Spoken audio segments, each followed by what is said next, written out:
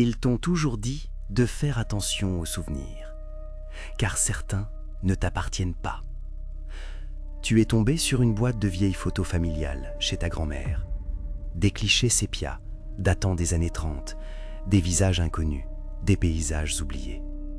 Tu regardais une photo de famille prise devant une grande maison, tes arrière-grands-parents, leurs frères et sœurs. Et puis, tu as vu la silhouette, juste à l'extrême droite du cadre, floue, déformée par le grain du film. Quelqu'un qui ne portait pas de vêtements de l'époque, un jean, un sweat à capuche. Il regardait directement l'objectif. Mais ce n'est pas ça qui t'a glacé le sang, c'est son visage. C'est le tien, sans aucun doute. Il porte tes traits, ta cicatrice sous l'œil gauche, une cicatrice que tu t'es faite l'an dernier.